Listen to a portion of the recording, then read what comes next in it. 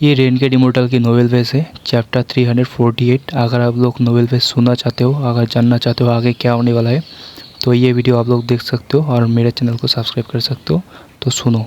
बूढ़े आदमी ने कुछ नहीं कहा, लेकिन जूलो और युनमेंग की ओर देखा। वे दोनों जल्दी से पेड़ के नीचे गए और उसके दोनों ओर बैठ गए। क्यू सिपिंग ने अपनी आंखों में कृतज्ञता के भाव के साथ वांग लिन को देखा और फिर जल्दी से साधना पर ध्यान केंद्रित किया। वह जानता था कि समय कम है। भविष्य में वह आत्मा निर्माण चरण तक पहुंच पाएगा या नहीं, यह सब आज के परिणामों पर निर्भर करता है। बूढ़े आदमी ने कहा, भाई वांग, जू लुओ और युनमेंग को पुनर्जन्म के पेड़ पर फल लगाने में 3 घंटे लगेंगे। हमें उस दौरान उनकी रखवाली करनी होगी। वांग लिन की आंखें चमक उठी और उन्होंने कहा, मुझे आश्चर्य है कि कितने पुनर्जन्म फल दिखाई देंगे। बूढ़े आदमी ने वांग लिन को देखा। उसने कुछ देर सोचा और कहा, कम से कम 2 तो होने ही चाहिए। अगर 2 है तो हम में से प्रत्येक को 1 मिलेगा, लेकिन अगर 3 है तो मुझे एक अतिरिक्त लेना होगा। आखिरकार ये मेरे ट्रेजर रिफाइनिंग पैविलियन के लोग ही हैं जो अपनी जान दे रहे हैं। मुझे उम्मीद है कि भाई वांग समझेंगे। वांग लिन ने पुनर्जन्म वृक्ष की ओर इशारा करते हुए कहा, यह ठीक है, लेकिन पुनर्जन्म वृक्ष की शाखाएं मेरी हैं। बूढ़ा हंसा। हां, कोई बात नहीं। उसने चुपके से उपहास किया। यह पुनर्जन्म का पेड़ पहले से ही मुरझाया हुआ था। फल देने के लिए मजबूर होने के बाद यह बेकार हो जाएगा, इसलिए इसे वांग लिन को देने में कोई समस्या नहीं थी। वांग लिन ने सिर हिलाया। वह एक कदम आगे बढ़ा और एक शाखा पकड़ ली। बूढ़े आदमी की अभिव्यक्ति बदल गई और वह चिल्लाया, साथी साधक वांग, आप क्या कर रहे हैं? वांग लिन ने बूढ़े आदमी को देखा और कहा, चूंकि ये शाखाएं मेरी हैं, तो इससे क्या फर्क पड़ता है अगर मैं अभी कुछ ले लूं? बूढ़ा चौंक गया। वह बोलने ही वाला था कि वांग लिन ने एक बड़ा टुकड़ा तोड़ दिया। उसने शाखा को अपने बैग में रख लिया और खेती करने बैठ गया। बूढ़े ने थोड़ा सोचा। वांग लिन की प्रसिद्धि और उस तलवार के बारे में सोचते हुए उसने कुछ नहीं कहा। इसके बजाय वह बैठ गया और मुस्कुराया। भाई वांग, कृपया गलत मत समझो। अगर आप इसका एक हिस्सा लेते हैं तो यह ठीक है, लेकिन इससे पुनर्जन्म के फल कम हो सकते हैं। वांग लिन ने बूढ़े आदमी को देखा, लेकिन कुछ नहीं बोला। उसके हाथ हिलने लगे, जिससे प्रतिबंध दिखने लगे। प्रतिबंध पास में ही गिर गए। वांग लिन के हाथ धीरे धीरे तेज चलने लगे, जिससे और अधिक प्रतिबंध लगने लगे। बूढ़े की आंखें चमक उठी। कुछ सोचने के बाद उसने 16 छोटे छोटे झंडे निकाले और उन्हें बिखेर दिया। जब वे जमीन पर उतरे तो झंडों से बैंगनी रंग की रोशनी निकली, मानो वे एक दूसरे को पुकार रहे हो। प्रतिबंध वांग लिन के हाथ से निकलते रहे। 99 प्रतिबंध लगाए जाने के बाद उसने प्रतिबंध का झंडा निकाला, जो काले कोहरे के बादल में बदल गया। कोहरे ने जल्द ही पूरे इलाके को घेर लिया। रहस्यमयी! बूढ़े की आंखें चमक उठी और उसने अपना बैग थपथपाया। उसके सामने 5 काली दरांतियां दिखाई दी। दरांतियों से खून की तेज गंध आ रही थी। जब दरांतियां दिखाई दी तो उनके अंदर फंसी अनगिनत आत्माएं भागने की कोशिश करने लगी। बूढ़े आदमी ने अपना हाथ हिलाया और 5 काली दरांतियां काले कोहरे में डूब गई। धीरे धीरे समय बीतता गया। तीसरी मंजिल पूरी तरह से शांत थी। जू लुओ और युनमेंग के सिर से पुनर्जन्म के पेड़ तक एक दूधिया सफेद आभा जा रही थी। उनके चेहरे सफेद और लाल हो गए। उन्हें कुछ दर्द हो रहा था।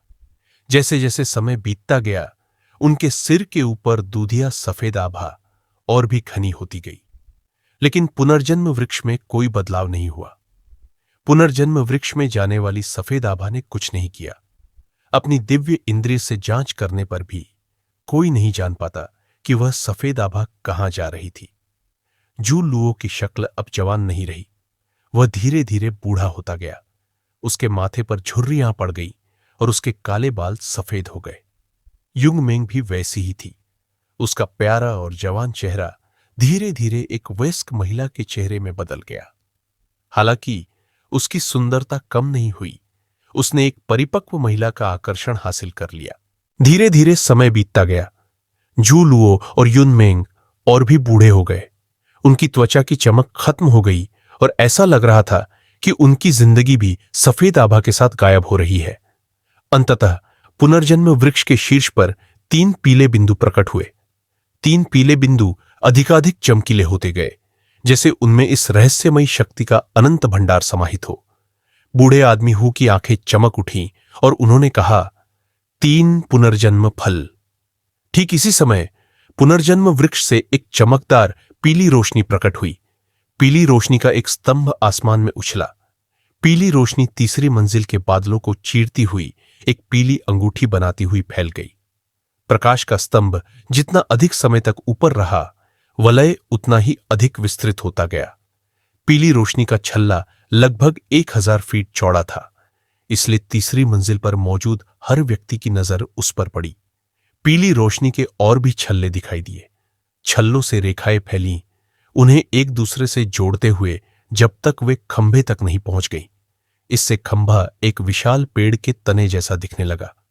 फिर छल्लों से और भी रेखाएं फैली, शाखाएं और पत्तियां बनती गई, जब तक कि एक बड़ा पेड़ नहीं बन गया जो आसमान में फैल गया।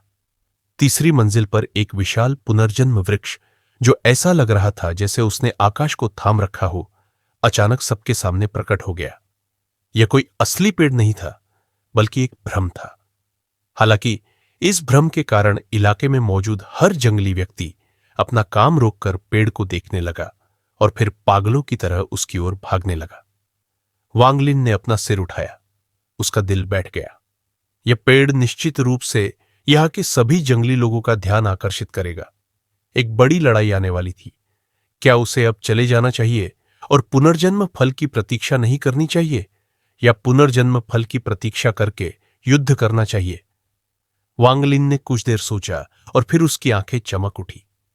ठीक इसी समय क्षितिज पर काली रोशनी की 8 किरणें आईं और 8 बूढ़े लोगों में बदल गई। उन्होंने जल्दी से अपने टैटू की शक्ति को सक्रिय किया और पेड़ के नीचे लोगों की ओर बढ़े। वांग लिन द्वारा लगाए गए सबसे बाहरी प्रतिबंध सक्रिय हो गए, जिससे कछुए के खोल के आकार की एक ढाल बन गई, जिसने पेड़ के 300 फीट के हिस्से को ढक लिया। 8 बूढ़ों की शक्ति ढाल से टकराई, जिससे बहुत बड़ा विस्फोट हुआ। Bang bang. लगातार हमलों के चलते प्रतिबंध परत दर परत नष्ट होते गए। बूढ़े आदमी हु ने एक मुहर बनाई और आध्यात्मिक ऊर्जा की कुछ किरणें बाहर फेंकी। ऊर्जा 16 झंडों में प्रवेश कर गई और फिर उनमें से 16 भूत जैसी चीजें उड़ गई। इन 16 भूतों ने मिलकर एक काला तूफान बनाया। तूफान में बिजली की धारा बही और हमला करने वाले 8 लोगों पर टूट पड़ी, जिससे वे कई मीटर पीछे हट गए। बूढ़े आदमी हु ने गहरी सांस ली। उसने अपनी आंखें बंद की और जल्दी से अपने हाथ में तकनीक को सक्रिय किया। वांग लिन की आंखें चमक उठीं और फिर उसने उन 8 की ओर इशारा किया। शेष प्रतिबंधों ने एक विशाल हाथ बनाया जो उनकी ओर बढ़ा। 8 में से एक को तुरंत पकड़ लिया गया। वांग लिन की आंखें चमक उठीं और वह फुसफुसाया, विस्फोट। एक जोरदार धमाके के साथ हाथ और अंदर मौजूद व्यक्ति टूटकर खून और मांस की बौछार में तब्दील हो गए। वांग लिन ने फिर से अपनी उंगली से इशारा किया और टूटे हुए हाथ फिर से बन गए। ये जंगली लोग 5 पत्तों वाली अवस्था तक नहीं पहुंचे थे। उनके पास सिर्फ 4 पत्ते थे, इसलिए वे नवजात आत्मा साधकों की तरह थे। ठीक इसी समय दूर से काली रोशनी की एक और किरण आई। काली रोशनी के भीतर एक विशालकाय चेहरा था और वह टैटू से ढका हुआ था।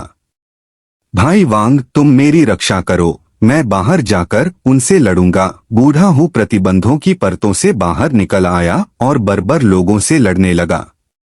आधे घंटे बाद बूढ़ा हूँ वापस आया। उसका चेहरा उदास था और उसके शरीर पर 2 घाव थे। वह बुरी तरह से घायल था। वापस आकर वह बैठ गया और बोला, मैंने उन्हें मार दिया, लेकिन 2 और आ गए। मैं उन्हें नहीं हरा सकता।